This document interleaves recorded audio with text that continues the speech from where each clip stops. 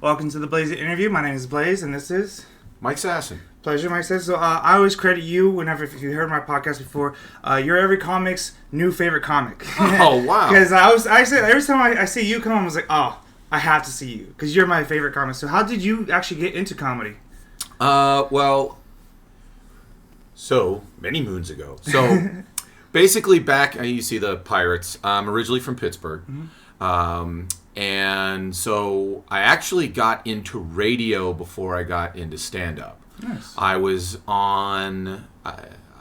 in sales, and I wanted to get into some sort of entertainment, but, in a place like Pittsburgh, there wasn't, at least I didn't know about it at the time, there wasn't this, obviously there's not the entertainment infrastructure like there is in LA or something like that. But you listen to the radio every day, so you're like, well, I'll try to do that. So I went to, they had opened up a Connecticut School of Broadcasting branch in Pittsburgh, nice. And I went in there and learned a little bit about broadcasting and got into local radio, was able to intern actually at ESPN, That's the cool. local one, and was able to go into the locker room of the Steelers and the Pirates and the Penguins and stuff Nice. like that, which was cool as a sports guy because I did play college football, so it was cool to do that. Then I got an opportunity to be on the local sports talk radio station as it opened up, 93.7 The Fan. But when that ended, I was kind of like, you know what? Let me figure out how I could, scratch the itch of entertainment without having to worry about being part of a major corporation or someone hiring me or something like that.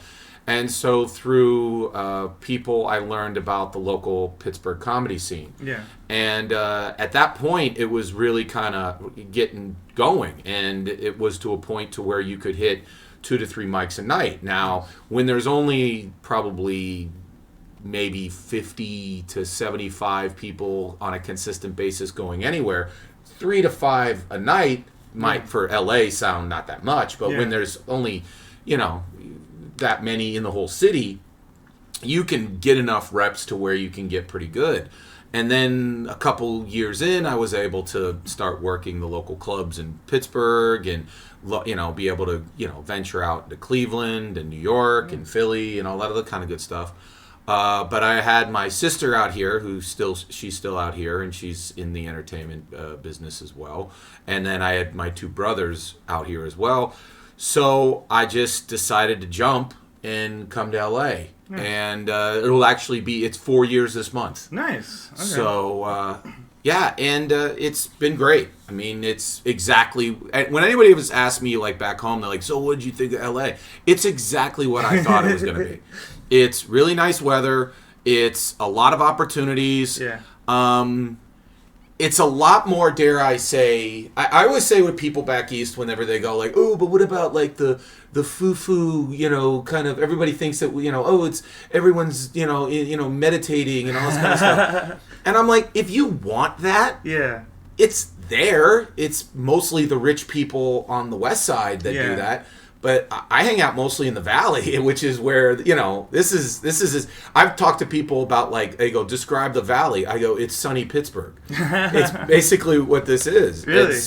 And so it's one of those, I feel more at home here, but I've been able to, start to venture off into, San Diego and up to, get in different parts of California. And now I'm starting a podcast with Ron Bush. Nice. Called Mike and Ron Here to Help. So you want to check that out. So a lot of things just keeping on going on. But I do appreciate when the other comics do say, hey, I like your stuff. Yeah. And that is very, very, very nice. So if you're saying that and other people are saying that, just say Mike appreciates all of it. Yeah, so I say this. Like I said, you're every comic's favorite comic. That's not big yet because every time I see you, you always have the crowd. You always have the energy, and you do the one thing that's hard for me to do is especially just riffing off what people say and just making it your own thing. It's so great. It's just one of those things. How does that thought process happen? And how to riff off all the comics and because I know some comics have gone past, behind me, said, oh, I don't like when other people riff off my stuff because it feels like they're kind of, stealing it from me. Well, I've never had anybody say that to me. I would sit there and say, in a live performance, I think one of the goals you have to have is to be present, to be with them. Yeah. I remember a story that Bill Burr told about Dave Attell, and he was working with him on a weekend, and it was like at the Tempe Improv, and he noticed that Attell, just one of the most incredible joke writers in the game, and just incredible, but he noticed that he would always add a tag. And he would always add something, and he would do the joke that he knew he was coming, but then he'd add something or take something off or riff something that he'd seen in the audience. And afterwards, Bill, talked to him and said, "Hey, I've watched you this whole weekend. It seems like you're always working on. Is that something conscious?" He goes, "Very much so." And the reason why is, he says, he feels that his performance lacks if he doesn't add it, because he goes, if I'm not adding something, then my mind starts to go back and I'm not where I am right now. I'm not where my feet are. And so I always feel that when you're doing something live, whether it's playing music, whether it's doing comedy, whether it's playing sports, whatever, you have your 80%. That's what your backbone is. But the 20% is, or even I'll go into, we have Michael Jackson's Thriller, Quincy Jones. Yes. Always talked about, who was the producer of Thriller, if you don't know who that is. He's a great composer. He's great. Worked from Michael Jackson to Frank Sinatra and, We Are the World, all this kind of stuff. But the one thing he always said is his job was to only do 90%, because 10% he has to let God in the room. And meaning he doesn't want it to be so rigid that he doesn't. Like, I always have an issue with comics that something happens. They're in the room and glasses break, or sirens are outside, or somebody screams something, or somebody, or the previous comic says something just completely off the wall, or does something completely off the wall, and then doesn't address it. Because now the audience is like, did anybody now they're not paying attention to you. They're all thinking about, like, is he going to talk about the guy or whatever? And so you just kind of have to address it. And then the thing that I always found is to be confident enough that if your tangent doesn't go anywhere, that I've got enough material to bring you back to where, like, I can go somewhere. But then you ultimately then have the ability to be like, okay, well, we're going on this little journey. Now the audience, I think, likes it, because it's like, okay, where are we going now? Where are we going? Where's this guy taking us? And is it going to be fun? Is it going to be cool? And if it's cool and fun, that's when the audience is like, oh shit, we just went on something that will never happen again. Yeah. Like, I can remember one time I was hosting at a lab show at the Improv, and the lights went completely out. And so I took the path, instead of sitting there going, oh, we live in a crappy, what's wrong with the city? What's wrong with this place? I sat there and I went, so many people come to shows here, but you went to the show where the power went out. Isn't that fucking cool? You're going to be the one that's going to sit there and be like, let's all turn on our cell phones. Let's do it. And they did. Yeah. They turned on their cell phones, and the next comic basically went up a cappella and had to riff off the fact that he had like 15, had like literally 50, cell phone lights on him and stuff like that. But that's a cool thing. So to answer your question, I would just sit there and say, have the confidence that when you do walk down that path, that it's going to be cool. Yeah. And if it's not, then oh well, go back to what you were going to talk about, but at least give the opportunity for the gift to turn into something. And I feel like a lot of comics are afraid of that because they're afraid of bombing. And I feel like with bombing, there's two ways. Either like you admit that you're bombing, it's like, oh, this is sucking. So, and then the crowd kind of like relieves, or you just kind of like bite the bullet and you just keep doing your bit and hoping your material works. Well, bombing is just you made a bad choice. So like anytime anybody sits there and says, well, I bombed, that's like, I would be like, well, what choices did you make? Where was the audience? What was the audience? What was the audience? Yeah, because like someone said to me, there's a difference between pandering and knowing your audience. You know, if it's the 7:00 show Yeah. in front of a bunch of people that look like moms and dads and all that kind of good stuff, they're going to be different than the 10:00 show where it's people all under the age of 30 and they don't have kids and, you know, they might be a little drunk or a little tired or whatever. Mm-hmm. And that's where you got to, like, okay, vibe the crowd, know where it's at. Because you either have to, you know, figure out that, all right, this cloud is too high, I got to bring them down. This crowd's too low, I got to bring up energy. You know, this crowd is right where, you know, the comic that I'm following absolutely crushed, so just ride that wave. Yeah. You know, the previous comic just they weren't vibing with them. Mm-hmm. And so I think that what you do at mics and what you do when you're practicing is coming up with enough options so that when you're faced with a scenario, you can just kind of go like, all right, I know what I'm going to do. Yeah. I've faced this before. I know what's going to happen. And so I think the concept of bombing, you have to really just analyze it as not that, oh, they hate me. Yeah. It's, oh, I made choices that they weren't completely into. Okay. And that's why you then have to analyze, well, what choices did I make? And then if you say, well, I just did my act, then in my opinion, you don't have enough material. You need to have more material so that you can make more choices and you can make better choices in the next time. So there's no, like, cause some comics, they like, oh, there's no such thing as bombing an open mic. Or some people is like, oh, you can absolutely bomb an open mic. Can you bomb an open mic, do you believe? I would sit there and say an open mic is practice. Yeah. So you can make a choice or at least try a choice that particular room doesn't like. Yeah. In which case you have to either figure out whether it was the material or whether it was the room or whether it, because my biggest frustration always is when I do something in a room, crushes, and I think maybe I got something. I do it 2 hours later in a different room, and it's crickets. And so now I got to figure out, okay, was that just a moment at that other room, or did I perform it differently, or was my energy different, or was the energy in the room different, or did I follow something, or whatever like that? Yeah. And that's where you have to kind of constantly reevaluate and all that kind of stuff. But I would sit there and say, how you approach mics, like there's different types of mics. Yes. Like there's quote unquote, I call them audition mics. Those are the ones that are that's Potluck. That's the Laugh Factory. That's Flappers. Whatever. When you're in front of a booker and you're doing that's an audition. It's technically a mic in a sense that no one's invited or you're just up there, but you have to treat it differently than if you're at a flashback, a fourth wall, an accidental chaos, whatever like that, where it's just kind of like, Hollywood comedy, where you're just kind of like, okay, I'm just trying something. Yeah. And you are my test audience.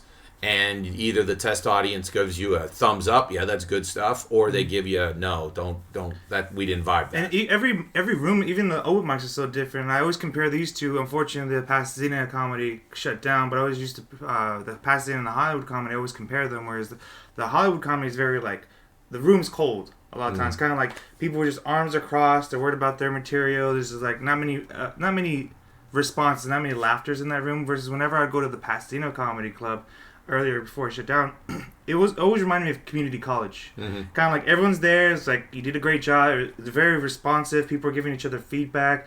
Is there like certain rooms that you like to go to like work out material more because you feel like the room and like the atmosphere is better than others? Depends what I mean. Like I would say my quote unquote my go-to place is Fourth Wall NoHo. I love that place. And because it is like you want to talk about safe space, it's a safe space for scumbags.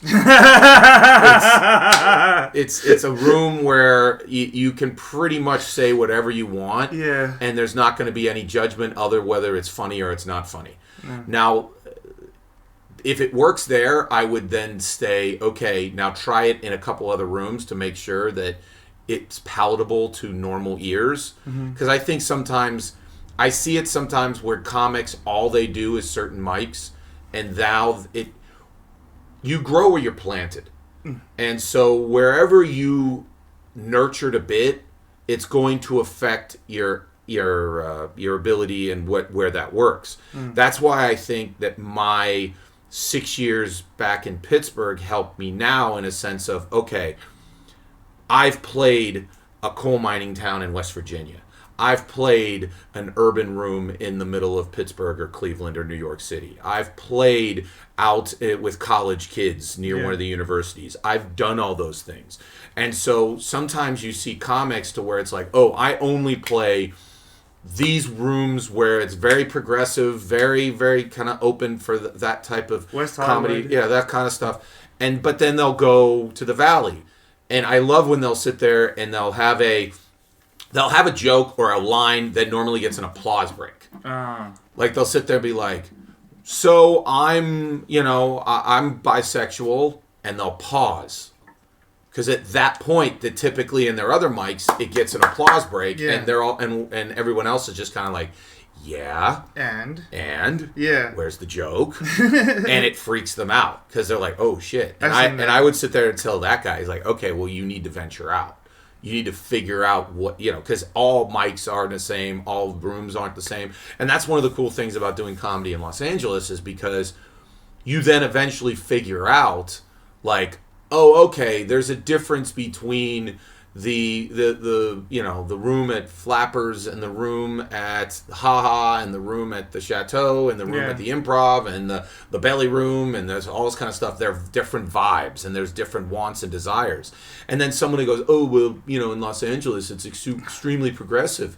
Not really. It depends what room you're going into. And then also the clubs especially, mostly those are tourists. Yes. And so they might be from Texas. They might be from Oklahoma. They might be from one of those places to where, they're not exactly listening to, they don't necessarily vibe an uber progressive, bit. And so you have to figure that out. And that's why I think the key is just to have a diverse set of places to go to and know, okay, if I said this, let me try it in a more progressive room to see if it'll work. Or, okay, I did this in a progressive room. Let me try it in a more conservative room and see if it works there.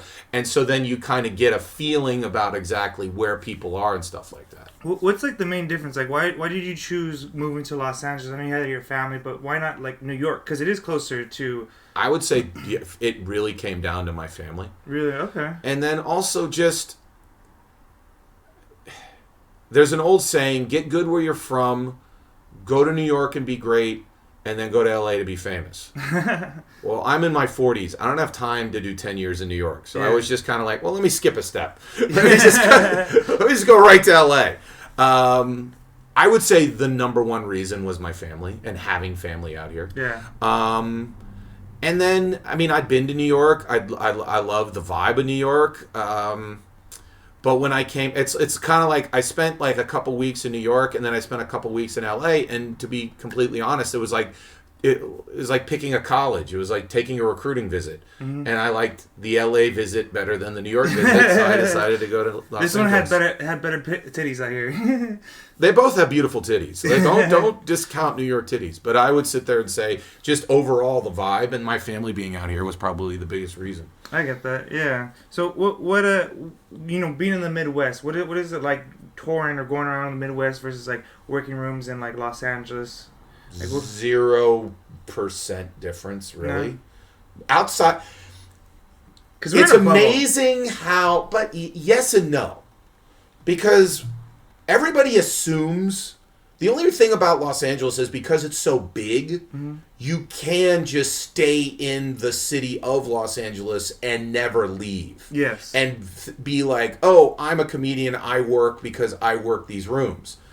Whereas, if you go venture out to Fresno or Bakersfield or even Simi Valley or down into Orange County, guess what? It's a different vibe. Whereas in a place like Pittsburgh, there were a couple rooms where you could work that were more in the city and near the universities and they were a little bit more progressive. But guess what? You won't have enough, you're not going to work enough to be just to stay there. Yeah. Instead of it being, in this place an hour away, it was, this place 10 minutes away. So if you were 10 minutes away, it could be completely different. So that's why I always, when people, like, I remember when I first moved here, I got a show in Simi Valley. And I had only spent like 3 months in it, but I'd done everything in Los Angeles. So I'm like, okay, I'm going to show everybody my new Los Angeles bits. So I go up there and I start doing about 5 minutes of my Los Angeles bits, and they weren't really hitting. And so then immediately I vibed the room. They weren't having it. I went and started doing my VFW in Ohio bits. And it crushed. It did really well. And then the booker came up to me and goes, hey, good job. And I go, you didn't tell me I was in Ohio. And he sits there and he looks at me and goes, every place 15 to 20 minutes outside the city is Ohio. Yeah, especially if you go like Lancaster or fucking Riverside. Like I always I say my sister lives in Fontana, way out there. It's like from here, it's like an hour and a half, 2 hour drive, give or take traffic. Yeah, and that's the thing is like I've been trying to like explore more places. Like last year I went to New York, and I also went to New Orleans, just trying to feel out the vibe. And I feel like a lot of communities they're a lot more close knit communities because they're so much smaller than LA. Yes. And LA, there's a lot of cliques. There's a lot of cliques. Like, Accidental Chaos, it's the frat house of comedy. Yeah. And I like to go there, but, like, it's so cliquey there. It's kind of like you literally are walking into a frat house. And that place is so hard to, like, sometimes perform if you're not in that clique. Whereas, like, moving outside of LA, like, I feel like a lot more people are like, oh, how you doing? They're more welcoming. The funny thing about it is, yes, and I hate to always answer the question with yes and no. Yeah. But I would sit there, like, I've been to some of those places, and I think they sometimes can be incredibly cliquey. Because they are like, oh, well, this is our thing. And you're coming into our thing. And who are you? And why are you here? And do you think you're better than us? And do you think because you're in a big city that you're this, that, and the other thing? Yeah. And it's like, no, I'm just here to perform just like you and all this other kind of stuff. So I would sit there and say, I mean, the specter of success and mega success always is going to influence how someone treats you in Los Angeles because, you know, it's right there. Yeah. That's the thing that's, if someone would go like, what's it like? It's right there. There's that right there. That's the building. That's the people. That's ABC. That's NBC. That's Netflix. That's Sony. That's Amazon. There's it. It's right here.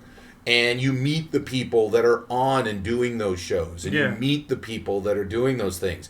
It's not this abstract thing. Like when I was in Pittsburgh, you talk about the store. But now it's like, oh, I could go drive to the store. Yeah. It's a place. It's a building. I know people that work the door. Yeah. It's now no longer an abstract idea. It's a physical concrete wood brick structure. You think obviously you have to grow, but like Pittsburgh just doesn't have that opportunities. Well, I mean, there's 1A club, and you basically have to decide whether you want to become a road guy, which is not.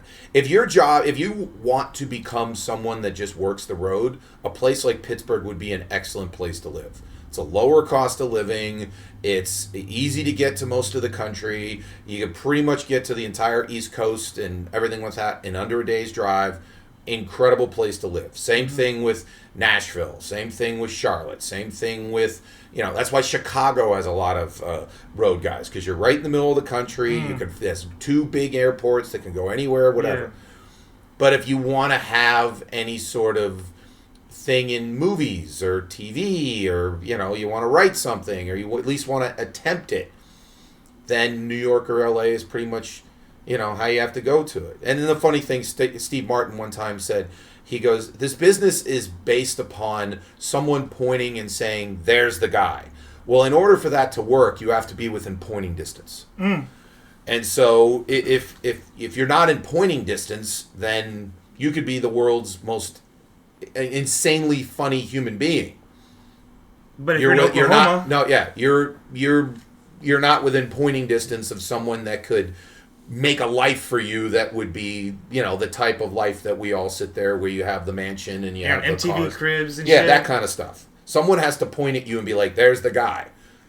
And that's why we're all here. We're all here so that we can, work on our craft, but then eventually be someone at some point has to look at us and say, I think I could help. I think you're good for something. I think you work for something. Yeah, you're the person. You're my star. Well, not even you're my star. It's just, I always equate it to, you've seen the movie The Departed? Yes. Okay. You remember it with Jack Nicholson is talking to Leo at the table, and he's like, has the hand, and he's being all fucked up. And he sits there and he talks about like the John Lennon thing where he goes, you know, hey, you give me a tuba, I could make music out of it. I'm a musician.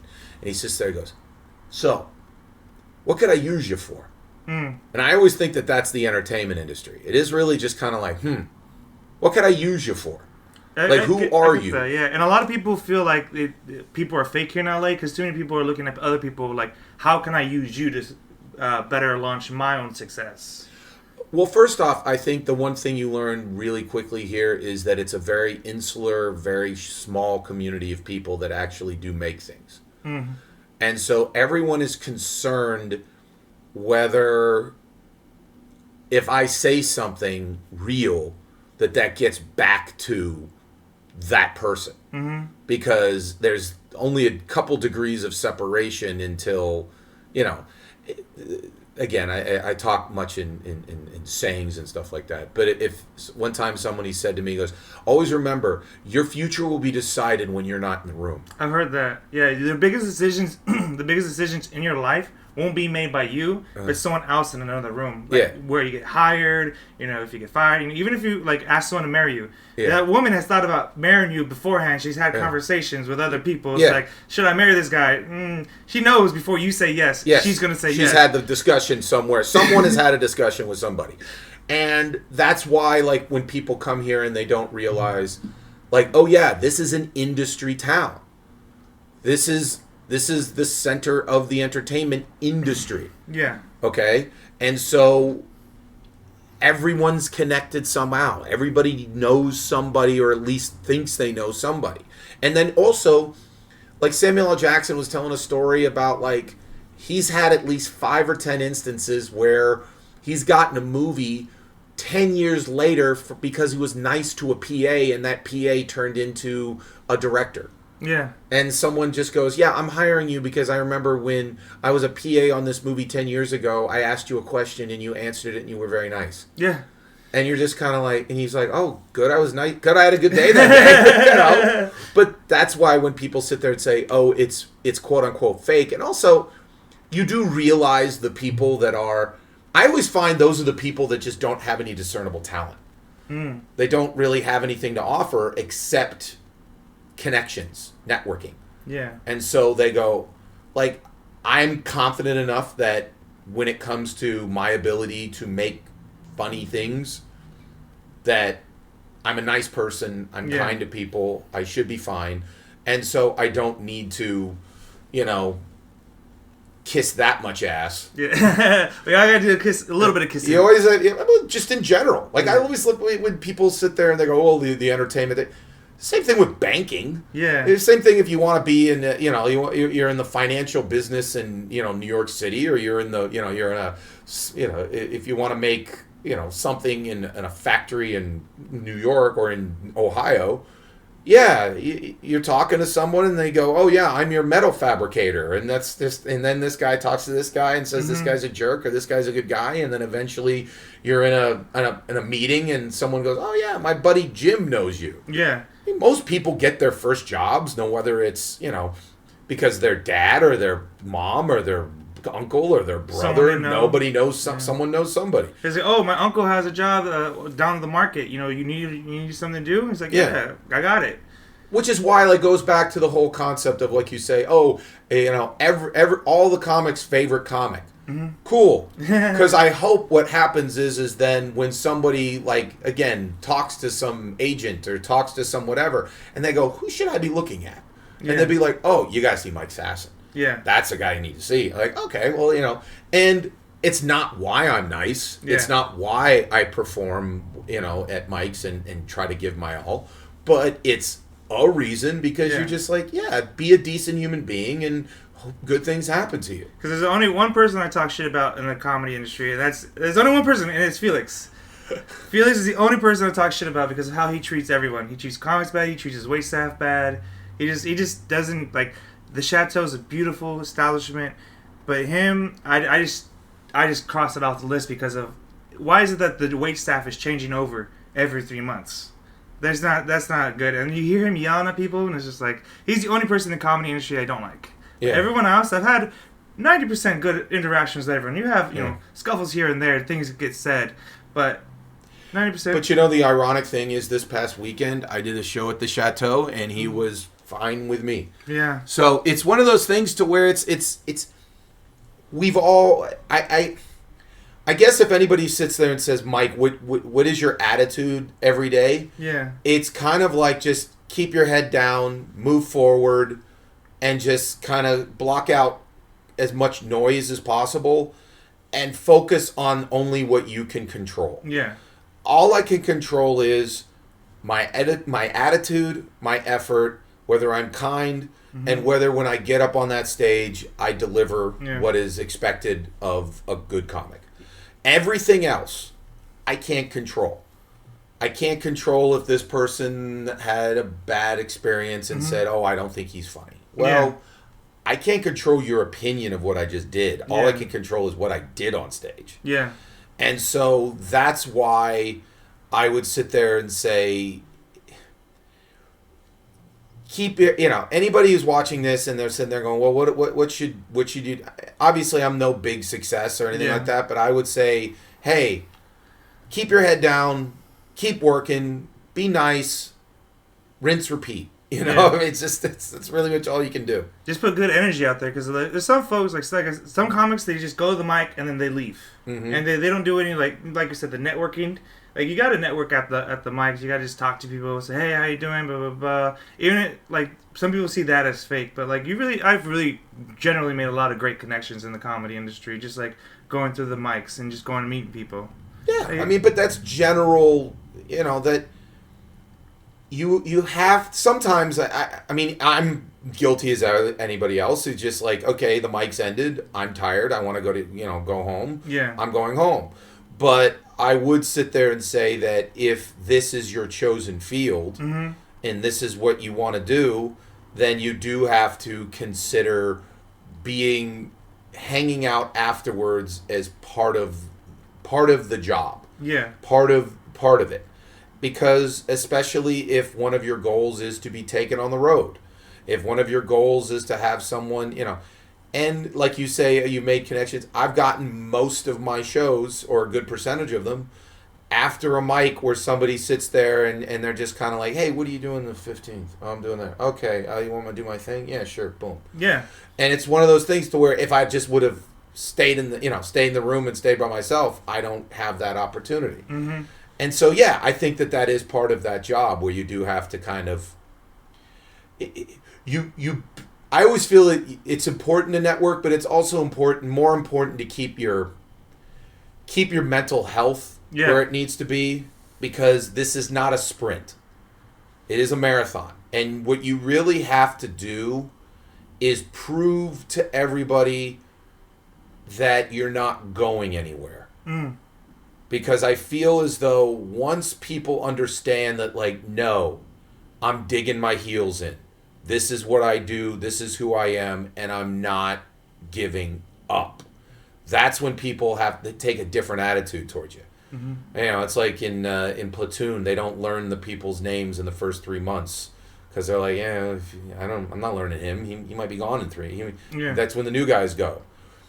You got to prove to where, okay, I see you constantly. Mm-hmm. I've seen you constantly now for years. Okay, well, now I know you're not going anywhere. It's, it's time to evaluate you as somebody that is real, as opposed to somebody that might be just visiting. It's a hobby. Yeah, it's a hobby. It's just something you're trying. Well, I always say this during New Year's. There's always the New Year comics. Mm-hmm. There's always like the New Year gym guys, the guys who always go to the gym. January, February, a lot of the comedy rooms are packed, but then towards March and April, you start seeing them start weeding out, and then towards the summertime, when the sun's nice and there's a lot of nice things to do, you see a lot less people sometimes in those rooms, and you don't see, and they start falling off. Like you said in the platoons, it's sometimes in 3 months they just gone. What is something that, like, for young comics, new comics, like you're saying, it's a marathon, not a sprint. What is something, like, another piece of advice you'd give them? Just keep at it. Just keep going. And you have to have a certain level of... You have to have a balance. You have to have enough self-awareness to realize when something isn't good, but enough delusion to think that it's going to get better. Yeah. I had it. Everybody has it. You have to have that balance, because if you don't have any ability to self-analyze, then you're not going to be able to have good material, because you'll think that, oh, everything I think is great. Mm-hmm. And even though the room is deathly silent, you'll just keep saying it. But if you don't have a certain level of delusion, you'll quit in a week. Because you'll figure out, like, oh, shit, there's hundreds of people trying to do this. The math just doesn't work. I'm going to stop being it. No, you need to have there are moments when you have to sit there and you're just kind of like, God damn, there's a lot of people trying to do this. Then you figure out, like, geez, and then there's, hundreds of people in Phoenix. There's 100 people in Denver. There's hundreds of people in Dallas. There's hundreds of people in St. Louis, and hundreds of people in Chicago. A bunch of people in New York. It makes me think of like the NFL Combine. Yes, coming out. It was like you playing football. Yeah. You have getting a scholarship is hard enough. You're almost top 10, like 10% to the 1%, and then just get into the NFL or going to the Combine itself. You're on the top 0.1%. You know what I mean? Like you're on the top. Even here in LA, like we still have that top 0.1%. And when you're headlining at the Laugh Factory, you're headlining at the Comedy Store, you're at the 0.1. That's you at the Combine versus like right now we're still like kind of like the high school level. I like to say it. Especially me, the open mics, like high school, and then you start getting book shows. That's kind of like the college, and then once you start getting like those big main rooms, that's when you're trying to join the league. Yeah, I would sit there and say, in the world of the I'm a junior in college, and the NFL scouts are aware of me. Yeah, that's where I'm at. Yeah. And yeah, when you go and that's one of the cool things about this town is, like, very rarely, like, when I get to do a main room show at the Improv, it is like being brought up from AAA to go pitch an inning at Dodger Stadium. Ugh. And so you do get to be like, holy crap, I just faced Major League pitching, and I got to go, 60,000 people and pitch and I had the Dodger uniform on and all that kind of stuff. Well, then after the game, they go, okay, thank you very much. Go back to Oklahoma City. But that's the cool part about it, is at least you get that opportunity to be in that room and test your stuff and that's why you come out here. Like David Letterman said, the reason why he left Indianapolis and came to LA was he wanted to know whether he could, in his mind, he's a sports guy, hit Major League pitching. Yeah. And that's why you come out here, to sit there and say, okay, is my stuff Major League ready? Yeah. And can I develop it into Major League ready? Because if you meet a guy who played AA baseball for the Colorado Rockies, that guy was probably the best baseball player in the history of his high school. Yeah. That guy, if he played softball with you, would be an incredible softball player. 10 runs a game. Yeah, 10 runs a game, absolutely a scorch in the ball. Yeah.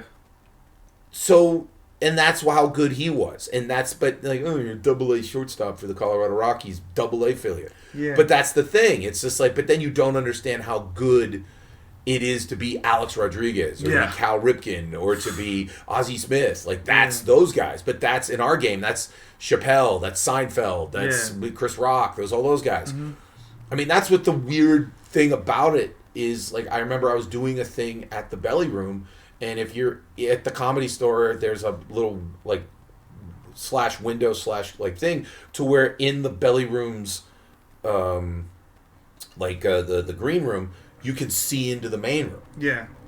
And all of a sudden, I'm sitting in the green room. I'm on the show in the Belly Room, and all of a sudden, I hear this roar. Not laughter, like a roar of applause. Oh. And I sit there, I'm like, what the hell? And I look down at the thing, and it's Chris Rock. Oh, nice. And I'm like, Chris Rock's in that room. I'm in this room. Yeah. That's the degree of difference. Mm-hmm. He's there, I'm there. A door. Yeah, that's him. That's him doing his thing. I'm doing my thing in there. And those are the little moments when you sit there and you're just kind of like, okay, I can do another couple months of open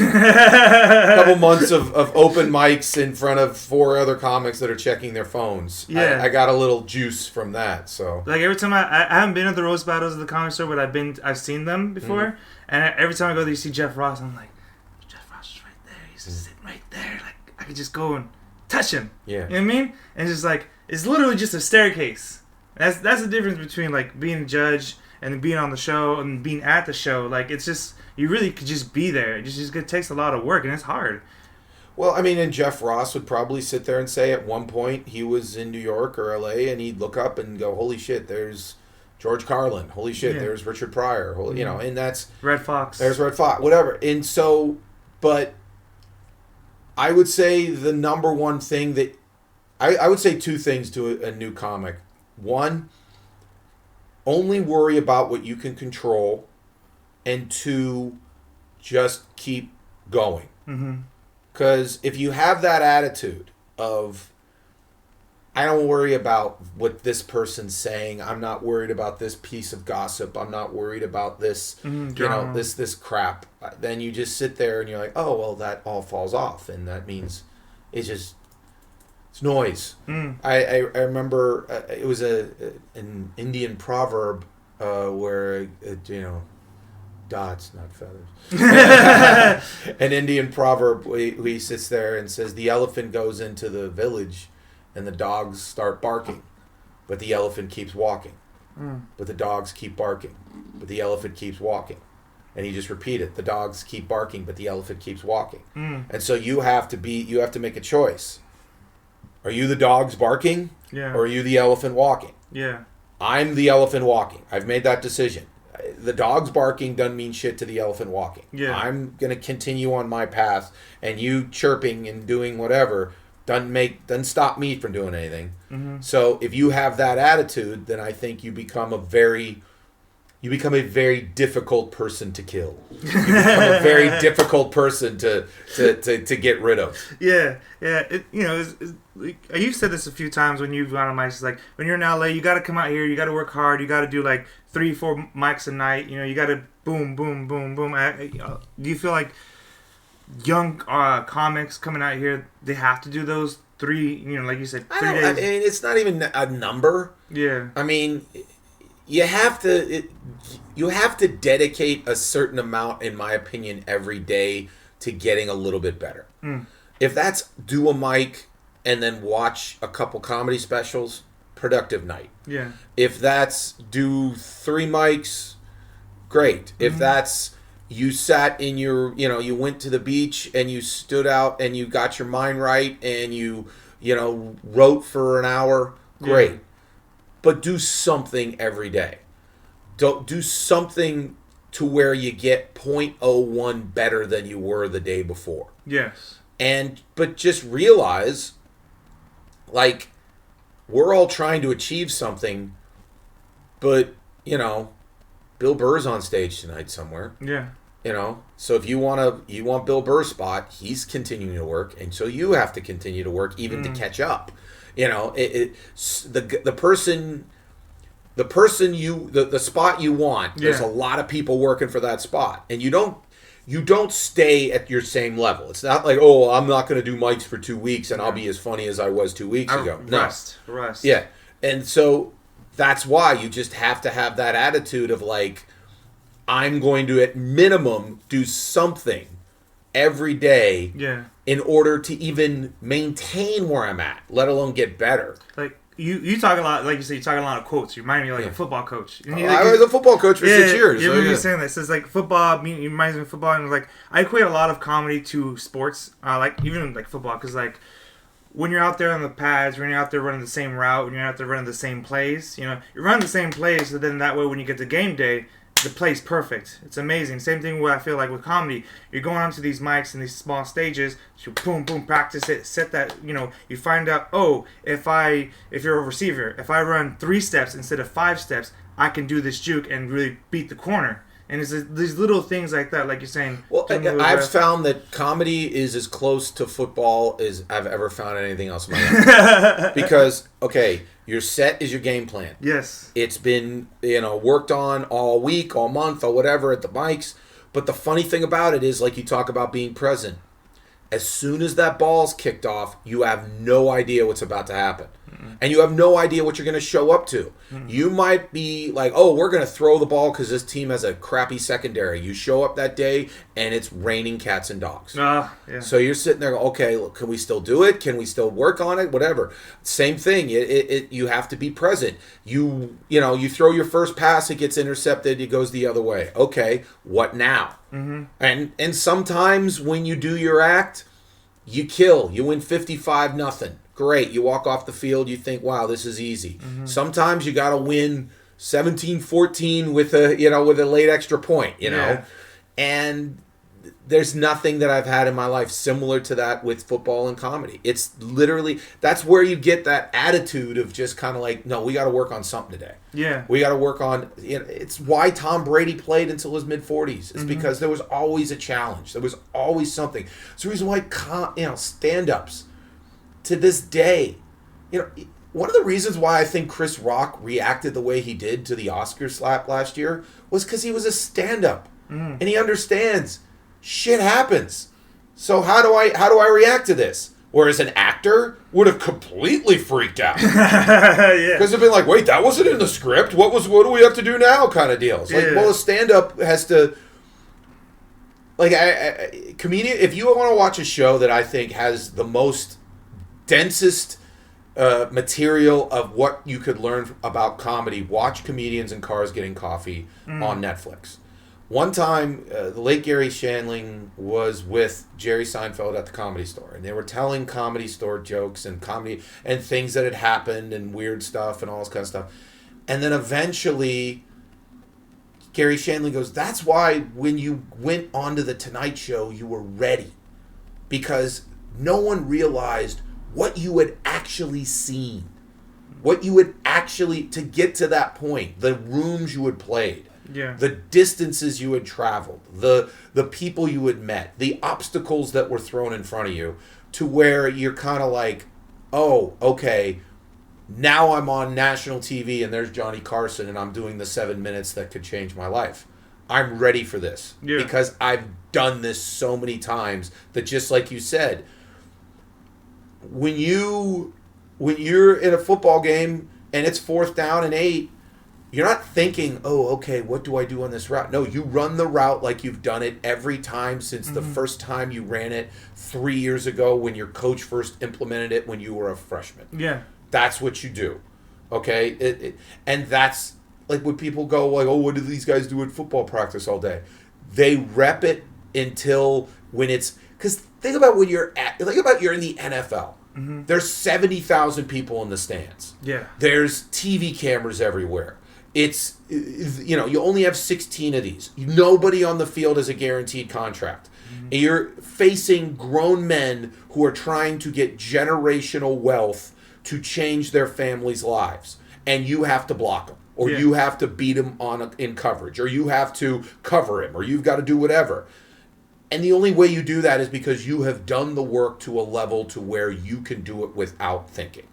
An old coaching saying, if you're thinking, you're stinking. Yeah. You got to be reacting. That's what, even in comedy, because when you start thinking, the audience sees you and you kind of like lose it and your eyes kind of panic. That's Patrice O'Neal. Patrice O'Neal said it so many times. He goes that audience will turn on you because if they sense fear, if they sense weakness, they're going to pounce on that. Yeah. So you have to stand up there 10 feet tall and bulletproof.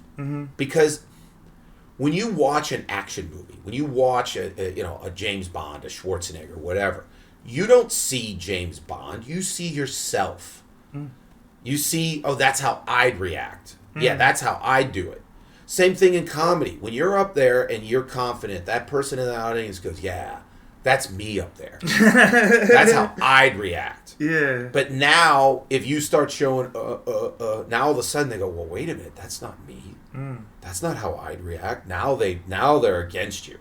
Now they're like, don't remind me of my own of my own feelings and my own issues. You're supposed to be a better version of me. Yeah. You're supposed to be what I want to be, And so you have to and some people go, well, Mike, I'm not your size, or I'm not your this, or I'm not your that. But here's the thing. Whatever you are, be 10 feet tall and bulletproof as that. Yeah. If you're a meek, nerdy kind of guy, 10 feet tall and bulletproof, that meek, nerdy guy can take anything. Because there's so many different types of comedy. Like, I always compare myself, like, my action is I'm very loud, I'm blah, but then there's, like, someone like Jimmy Drexler, who's very, like, he's not loud, but he's, like, his jokes are very strong. He's, like, I don't say joke, but, like, his kind of cane is, like, ba-ba-ba, ba-ba-ba, ba-ba-ba.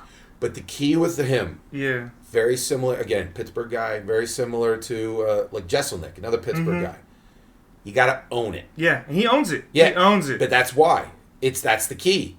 The audience will follow you if you say that thing that they go, oh, you shouldn't say that. But if you own it, Louis C.K. talked about it when he was in a podcast a couple weeks ago where he's like, what you have to do if you're going to go into that dark thing is you have to kind of go into it. The audience is going to be all, oh, you have to be like, it's going to be okay. Yeah.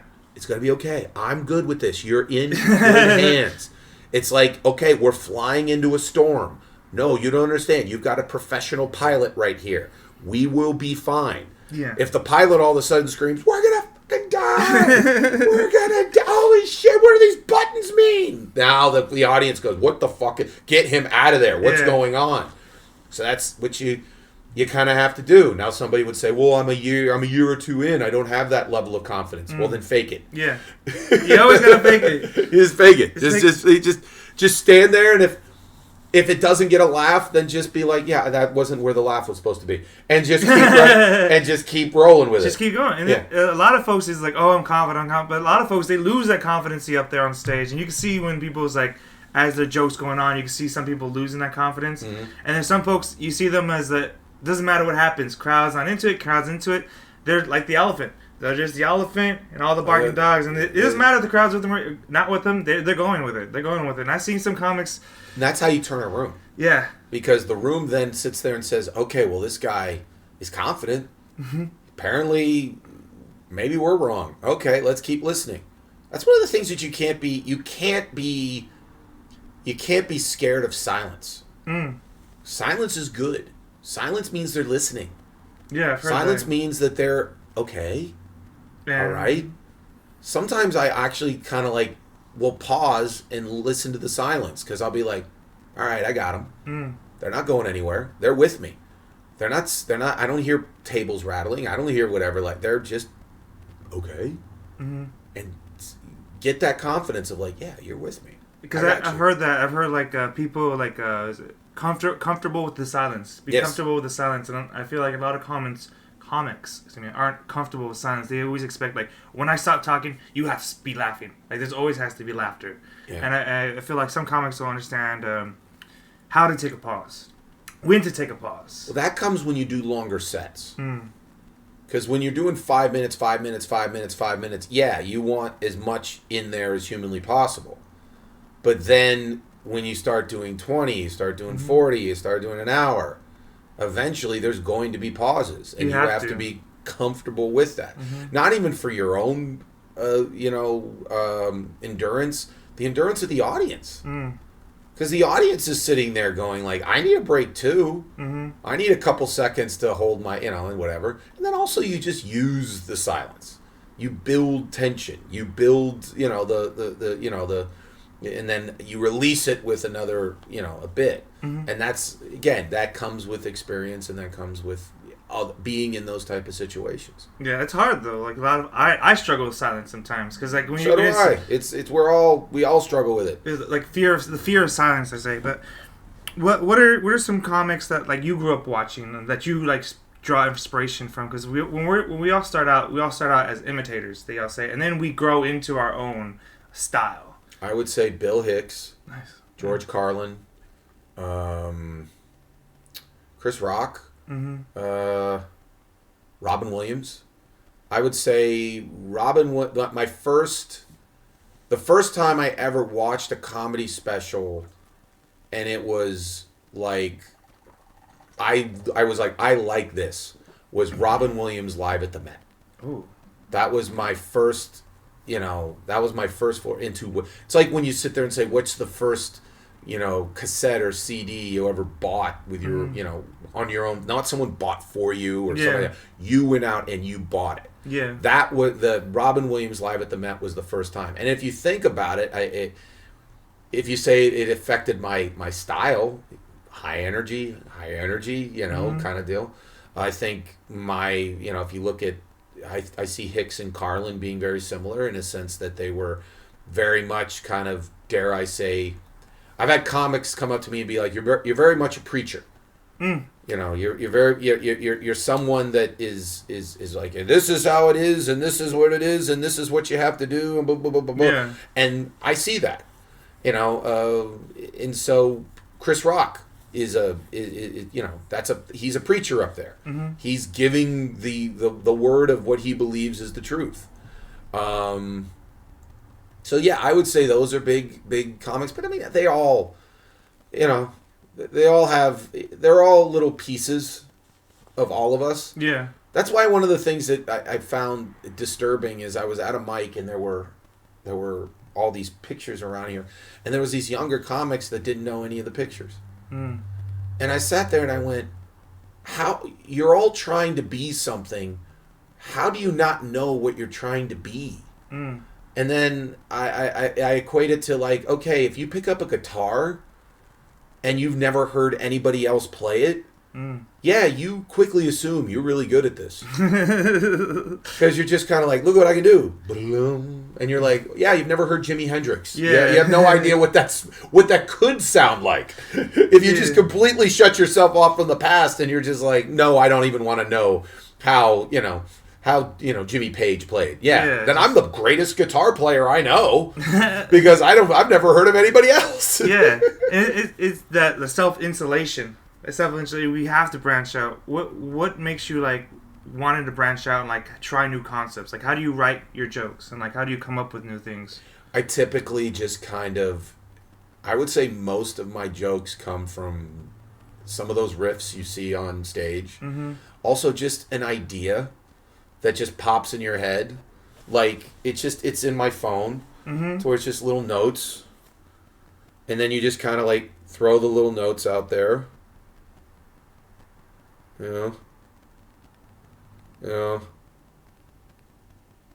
Everyone thinks they're being bullied by someone. Okay. Will that turn into something? I don't know. But I've found that like if you look at the left views the right as bullies, but the right views the left as bullies. So everybody thinks they're being bullied. Yeah. And so what the politician is trying to do is saying like, well, I'm going to stop those bullies. But so that's.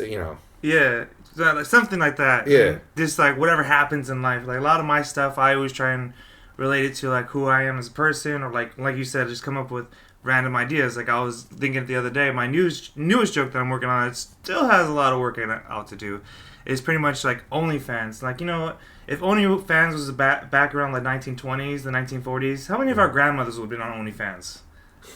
Probably most of them. That's the one thing that will be weird about OnlyFans is, and just the internet in general, is like there's going to be so much documentation on our lives. Mm-hmm. Like, especially, like, I came in, like, Facebook happened in my 20s. Whereas, like, my younger brother, he, like, grew up with it. Yeah. And so it's almost going to become we're almost documenting our lives from the moment of, like, if you really look into, like, the lives on our Facebooks and stuff like that, it goes all the way back to some people like when they were in preschool and now they're in college or getting jobs and stuff. That's one of the weird things whenever you see like a beautiful woman on Instagram.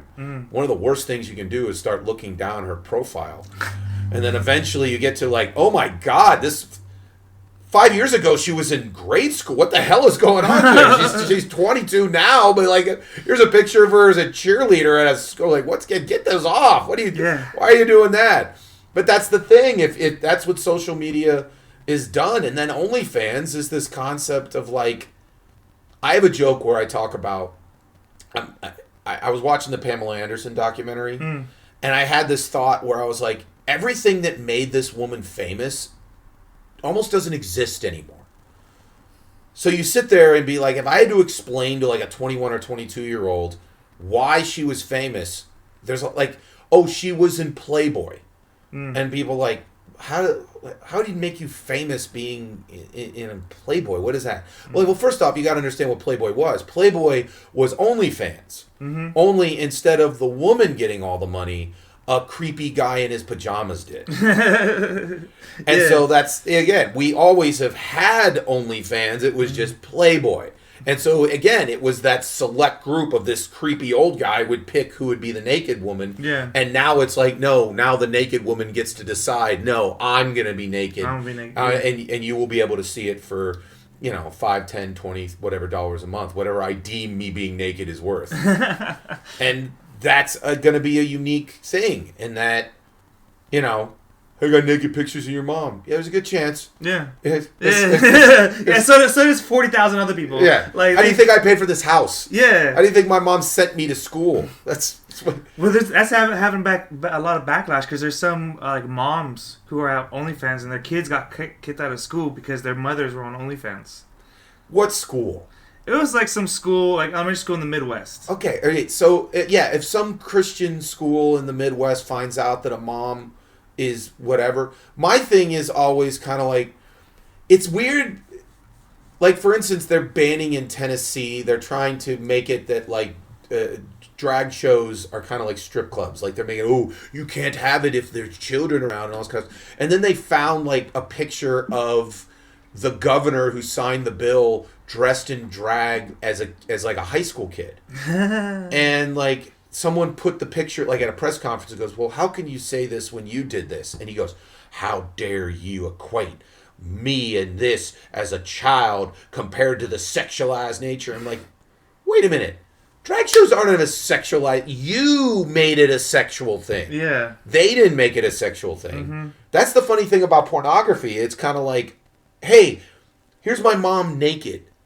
Whatever you want to do with it is up to you. If you just want to look at it like you would look at a beautiful mountain range, you can do that. If you want to beat off to it, that's up to you. Yeah. That's not up to her. She's just trying to basically say, hey, I'm beautiful. This is who I am. Whatever you do with that is your mind. And that also goes back to stand-up in a sense of a lot of times we don't understand that, like, when we say something, the audience now owns it. They have it through their head and through their shit. And so sometimes you'll have someone come up to you after a show and be like, oh, that bit about blah, blah, blah. And you're like, that's not what the bit's about. Yeah. But when they internalized it, they went through their experiences and then went to their. That's happened to me where someone would say something and I thought they were going to say something else. But then when they turned it into something else, I was like, oh, that's good.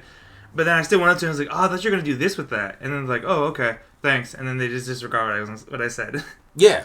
Well, I mean, again, it goes down to choices. Whenever you have, quote unquote, like I remember one time when I was on a morning radio show back in Pittsburgh, part of what we would do would be for our content, we would find a show. We'd find something that happened. A mom in Tennessee found a live rattlesnake in her toilet. Okay. And so you'd be like, okay, what's the angle? What are we going to do with that? Yeah. What? And so that's why, like, for instance, when a comic goes up there and starts talking about dating, okay, we've all talked about dating. Yeah. What's the angle you're going to take about this? What is the new take on dating that you're going to come up with? And a lot of times they don't come up with something that's relatively interesting.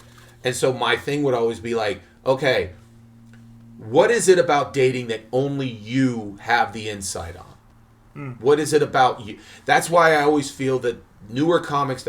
I remember I walked into like a writer's mic at the Fourth Wall, and one of the comics got up there and started talking about, like, my mom brings in, like, dogs from a kill shelter and takes care of them and finds them homes, and the dog always bites me. So I figured out that dogs intrinsically know that men are bad. And so I go, Or maybe the dog hates you. Yeah.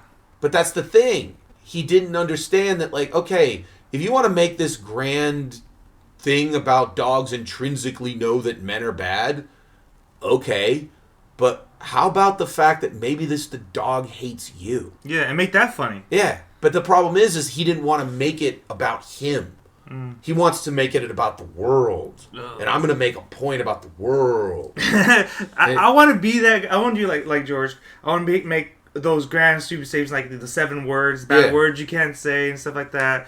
And I want to make those like major statements, but I always feel like this feels like I'm just preaching. And I'm trying Well, that's why someone came up to me early in when you talk about like we're imitators. When I was imitating Carlin and imitating Bill Hicks, a guy came up to me and be like, "You're a big Carlin guy, aren't you?" And I go, "Yeah." He goes, "I can see it. Always remember, when you see George Carlin, you're watching George Carlin 40 years into his career. So those people already know him. Yeah. They don't need they don't need a who the hell is this guy bit. So they'll accept the hi, this is my take on abortion. That's why for our level we have to sit there and be like, okay, our take on abortion.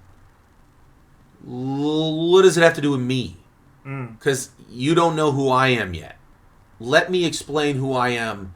Or you have to say, okay, my take on abortion, let me save it for when I do have 45 minutes so that I can do it in minute 20 so you already know about me and you've already established who I am as a person. Yeah. Because, like, in the first 5 minutes, that's why I always say that in your first couple years, your set is going to be your get-to-know-me set. Yeah. It's going to be about 5 to 10 minutes on, this is who I am. I'm from Pittsburgh. I came from 8 kids. I played college football. I'm 40-some years old. Boom, boom, boom, boom, boom, boom, boom. And that's your get-to-know-me set. And a lot of comics don't want to do a get-to-know-me set because it's too personal. It's tough to sit there and be like, hey, no, we want to hear about you. Yeah. We don't want to hear your take on, the Abortion. Democrats, abortions, whatever. You're not there yet. Yeah. Until we know who you are, we're not going to listen to you. We got to learn, yeah. I feel like the hardest thing for a lot of comics, and I struggle with this myself, is having a clean set. Like, I feel like a lot of comics, they can't do a clean set, or they can't do a good clean set. Okay, well, first off, what do you feel is clean? Don't talk about religion, don't talk about sex, don't talk about politics. Kind of like something that would be like PG-13. Okay. Yeah. So, well, first off, I would sit there and say that's where you have to have enough material. Mm-hmm. And then also, whenever you say clean, typically when you get a contract from someone who says they need clean material, they'll list that, oh, please don't say these 7 words.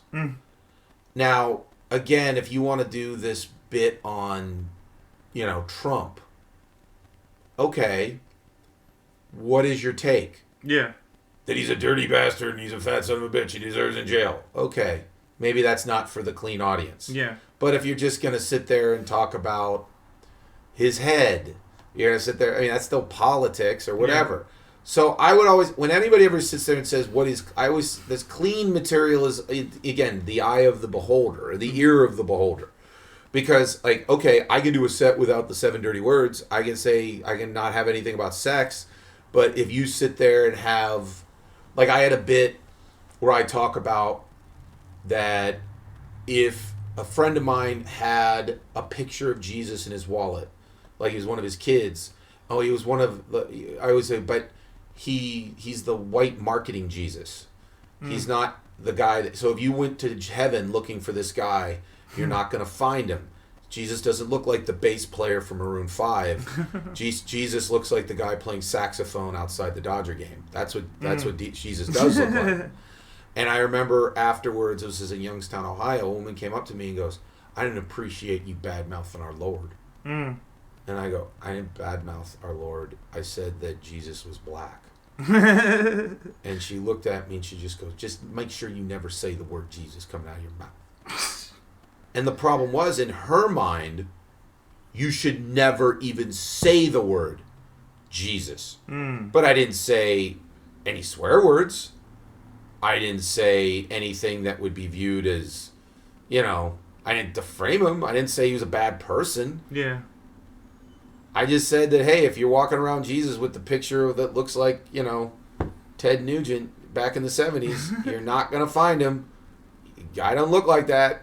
Guy looks like, you know. Yeah. You know. Well, I mean, that's kind of what Kanye got in trouble for, and Kyrie Irving, because Kyrie Irving, you remember him like retweeting the link to that movie, and it's about like Jesus being black, basically, and so I thought the link was more about the fact that there was the black Israelites. Yeah, thing. Which the black Israelites come because they were replaced by the white Israelites, who were the original Jews, and so everyone was saying Kyrie was anti-Semitic. He says, how can I be anti-Semitic where I know where I come from? Because black people were the original Jews. That was what the movie basically boils down to. Well, Jesus can be black and there can still be white Jews. Yeah. So there's just no, but that's just this whole thing. Like, what's his name? Dr. Umar Thompson. Like, okay. You heard of him, right? Like he's also one of these guys who believes that like the original Jesus was black. Like the white Jesus, as they call him, he's the fake Jesus. Well, he's the marketing Jesus. Yeah. He's a Jesus of like, okay, how do we market these to Europeans? No one had any pictures of him. Let's make him a white guy. Yeah. That's all they did. That's what they say. The reason why Jesus is white is because of the Europeans, because they whitewashed him, so then it was more appealing to the Westerners in Europe.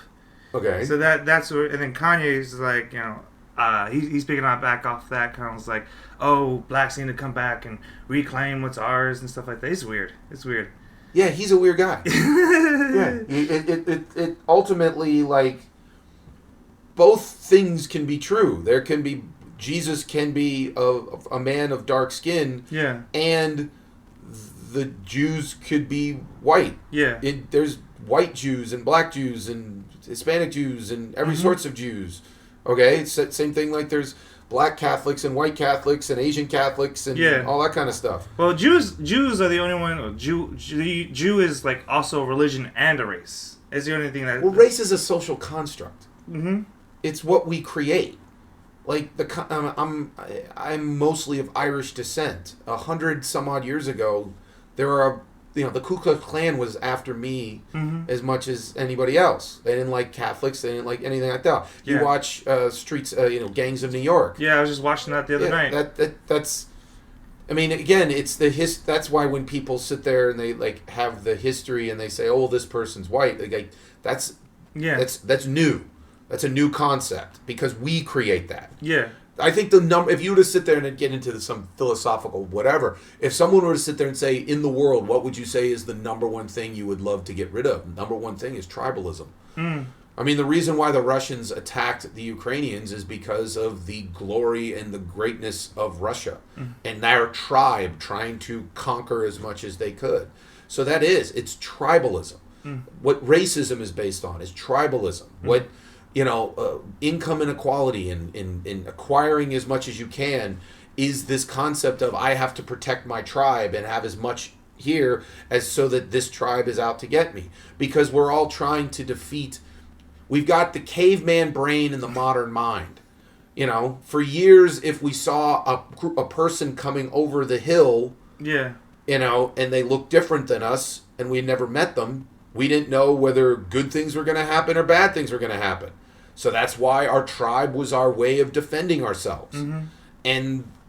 But we now have this concept of, like, I sometimes, when I have longer sets, I say something that I actually kind of took from Carl Sagan, is that if the world would just look at itself as what it is, which is this little blue ball that is an ecologically self-sufficient spaceship flying through an infinite universe. Okay. So if the whole world the universe is infinite and ever expanding, and we are only living on this little blue dot, if we viewed it as that, it's an ecologically self-sufficient spaceship flying through that infinite universe, how would we treat each other? Would we be destroying that little blue dot? Yeah. Would we be treating the person in the other aisle with contempt? Would we be taking shits in the other aisle saying, well, we have to do that for financial reasons? No. Yeah. We'd look at everything completely different if we just looked at ourselves and our world differently. But we don't, because we still view each other as our little tribes. Yeah. This is the Latino tribe. This is the white tribe. This is the black tribe. This is the, and it plays upon ourselves, and people who have money do that. That's the basis of sports. Yeah. That's why somebody beats up somebody in a freaking Giants hat at a Dodger game. Why? Tribalism. Yeah. This is my tribe. How dare you disgrace my tribe? Well, sports, especially fandom, is what is kind of like is what the encapsulation of like humans as it is, because it's the sport. It's the bread and the wine. Yeah. As they say in the Rome, was it sport and wine or sport and bread? Was it? I forget the term. Who gives a shit? Right, but it's just like I'm the same way. It's like as growing up, I never really understood why is racism? You know what I mean? Like, I don't understand why you hate someone for being black, hate someone for being Asian. It's fear from the tribe. Mm-hmm. It's somebody who looks different than you, and so you're scared that somebody goes, oh no, someone's about to take from my tribe. And so people that want to exploit you will sit there. That's why one of the things that I joke about is like, they could never make Blazing Saddles again. Yeah, they could. Watch it again. It's about how rich people will play upon the racism and ignorance of poor white people in order to make money. Yeah. That's what the movie's about in 1972. You could absolutely make that movie and the funny thing about it is that, again, every kind of quote-unquote red state, loves Blazing Saddles. When they don't know what the actual plot is. They just has so many good lines in it, they don't get it. And that's one of the things that's what great comedy can do. It makes it to where I can give you this. If in 2023 they announced a movie about how rich people exploit poor white people using their racism against them, every Fox News and Newsmax would be like, oh, look, it's progressive Hollywood again and all this kind of stuff. Oh, no, it's the remake of Blazing Saddles. Yeah. Oh, good. It's the remake of Blazing Saddles. That's, Yeah. That's it. But no one gets it, because that's what's great about comedy. Mm-hmm. This really ultra, very progressive, very, message that is still universal and still good today was wrapped up in these funny jokes, and so people kind of could get it, and some people got it and some people didn't, because there's always going to be people that get shit and don't get shit. But ultimately, if you watch it again, that's the message. Yeah. I mean, I was... I said earlier in a previous podcast was, I feel like people will say things and other folks will be like, oh, you can't say that. And you say, why? Because it's mean. Well, why is it mean? Because it's offensive. Well, why is it offensive? Because you shouldn't say it. Well, why shouldn't you say it? And then they start unpacking it and saying why you shouldn't say it. And then after they start explaining it, at the end of their explanation, I feel like once they've unpacked it, they will stop believing what they believe. Ultimately, when they say that something is offensive, and again, what they're saying is that somebody has decided that this is not something we should say anymore, to be polite. There's certain words we shouldn't say in order to be polite. Mm-hmm. And so, ultimately, I don't like to use the words because they're trigger words. They're words that makes the audience stop listening. And my thing is, I don't want you to stop listening. I want you to continue to listen. Mm-hmm. So I'll work around it. And I think that makes you a better comic. Well, the thing is, like you said with the lady saying Jesus, you shouldn't say Jesus at all. That was her trigger word. That was her trigger word. Yeah, but you can't know that for everybody. I mean, it's impossible. And then of course not. And that's the game. That's reps. Yeah. That's when you realize, okay, well, how do I say that? Or even just, I will make the choice. Maybe I don't even want to say that bit in that environment because it's it's not a hill. When anybody comes up to me and says, hey, Mike, I got this bit where I say this thing, and should I do it? And I go, are you willing to die on this hill? Are you willing to sit there and say, this is the most important bit in my life, and this is what I will do? Then go with it. But if you're sitting there going, I don't really care that deeply, then don't say it. Yeah. It's like you were saying earlier, knowing the audience, knowing where you're at, like, and knowing yourself, yeah, and knowing who you are, and there's a lot of stuff that I've said at open mics where I've sat there and went, it doesn't fit me. And I've actually given it to other comics. Here, this fits you better. It doesn't fit me. That's fine, because you have to. You have to realize who you are as a comic, and like pave and carve your material to you. Yeah. And you see these people like, Carlos Mencia, who's known for being a joke thief. Like, he just takes it and just puts Mexican on it. As they say, it's like it's hard for someone just to take your set and then make it them, because it loses some of it, what you had, your spirit, because every joke you have, every joke you say, I would say, is a part of you. Yeah. And you have to let yourself out, and if you steal a joke, the audience can kind of feel it sometimes, or you can feel it yourself. It just doesn't feel right. Well, Jay Leno had the best answer for that. Write it faster than they can steal it. Oh, that's true. That's true. I mean, it doesn't matter. But Mike, what with comedy, what is everything? What is your level of success? Because I always feel like, what we were talking about earlier, just because you're not Sauce Gardner, maybe you're like the 58th or the 100th best cornerback in the league. Maybe you're not, you're not Axl Rose, or you're not some amazing like guitarist, but you're touring with Axl and you're a backup guitarist. Like, those are still levels of success. When it comes to comedy or anything, what is your level of success that you feel like you'll be successful? I don't want to think about that. Because ultimately, I don't want to put limits. So, I don't like to sit there and say, I will be happy if I am a touring comic and I have a house in Burbank. Well, can I be more than that? Can I be bigger than that? Yeah. I mean, if at the end of the day, I'm a touring comic and I have a house in Burbank, if that's what happens, then I will be content with that. Because my effort was there, my intent was there, and that's where it went. It's just like with football. I played football at the University of Connecticut. I did not play football for the Pittsburgh Steelers.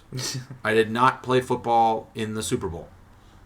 I am content that I put forth my best effort, and my football skills required me and got me a scholarship to a degree and got me a degree. Yeah.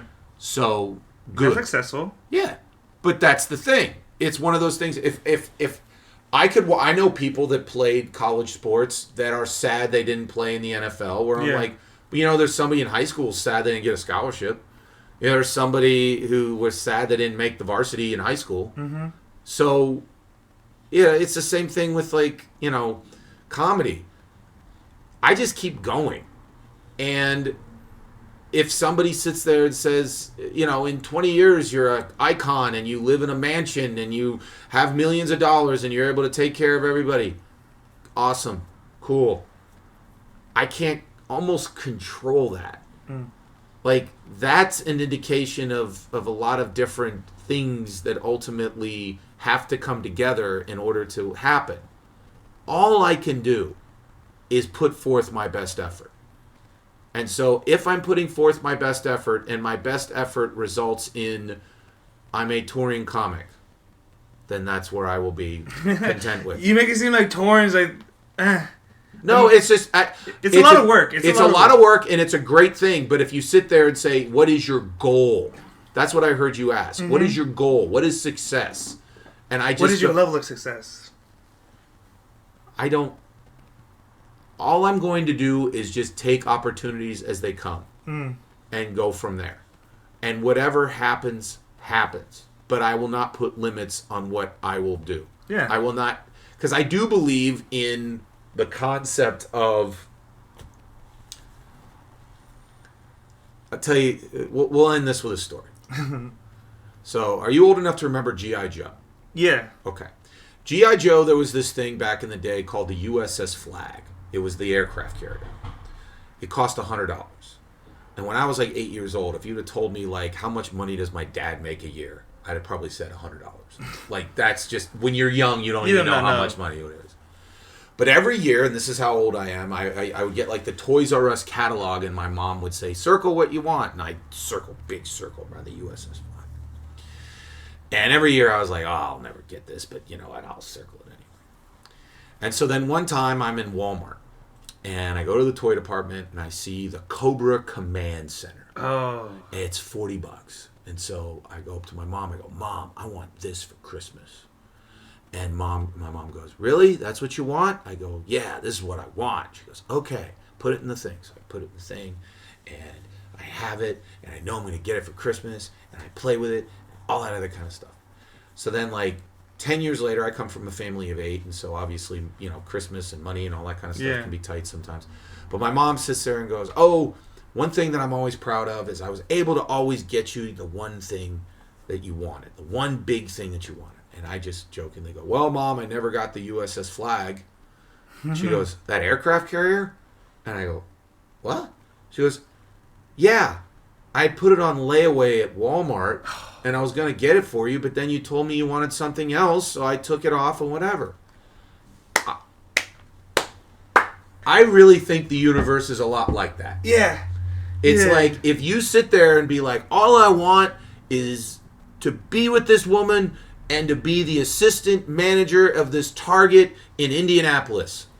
God goes, well, really? I was going to give you comedy in Los Angeles, but you want assistant manager at Target Indianapolis? Yeah. All right, cool. Gotcha. There you go. She was a lot happier. It's a lot easier. Yeah, there you go. You get that. But to me, that's the point. I think that if we just sit there and we don't say, if we put limits that we say, oh no, I can't get that. There's no way that could happen. Yeah. I'll get this. I'll be happy with this. Then guess what? You get this. So if you sit there and say, what is success? I have no fucking clue yet. My thing is, I'm just going to keep going and keep moving and be the best that I can be and, let the chips fall where they may, and we'll go from there. Right. Yeah, that's actually the best answer I've ever gotten. I ain't gonna lie. That's the best answer I've gotten so far. Because a lot of us oh, I want to do this, I want to do that. Some people's like, oh, I want to be a writer. I want to be, I just want to be, I just want to be at the Comedy Store. I just want to headline at the Comedy Store. That's my dream. I was like, all right, do it. You know what I mean? Yeah. What are ways to go about it? Just keep going to the Comedy Store, going to the auditions, and eventually, once you become good enough and you got your 10 minutes set down, and you can do it. And that is the best answer, because you can't set limits to yourself.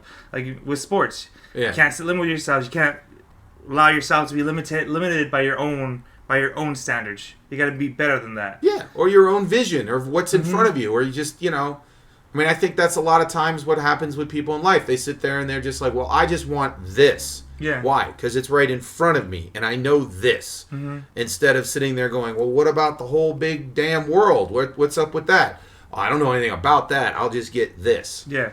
Like, one of my goals is I'm trying to translate a few of my sets into Spanish, so then that way I can go and tour in Mexico. Yeah. So that's like a goal of mine. Yeah. Like that's a goal. A goal, yeah. That's a cool goal. Yeah. And, but it's not the goal. No. It's a goal. It's a cool goal for 2023 and 2024 to say, hey, I want to be able to tour in Latin America and in Mexico and in Spanish speaking and all this kind of stuff. That's a great goal. Now, once you've achieved it, what's the next step? Exactly. Cool, but that's not the goal. Yeah. I have other goals. Like if you sit there and say, yeah, I want to be a paid regular at the Comedy Store. Yes, absolutely. Or I want to tour theaters. Yeah, I want to do that. Oh, I want to tour arenas. Absolutely. I want to be in movies. Yeah, absolutely. I want to have a production company and get talented people to do their thing. Absolutely. I want to be able to take care of my family and friends. I want to be able to do that. Yeah, all those things. But to get there, I got to go to a mic tonight. Yeah.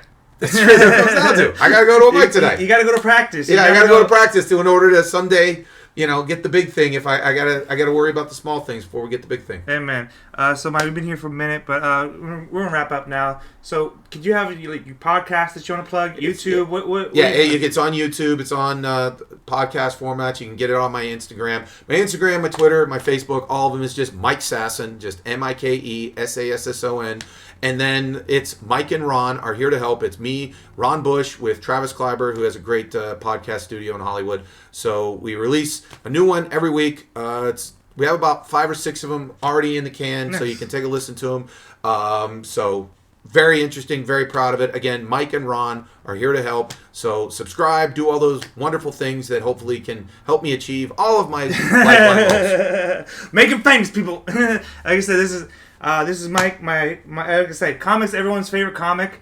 Thank care, y'all. Love y'all.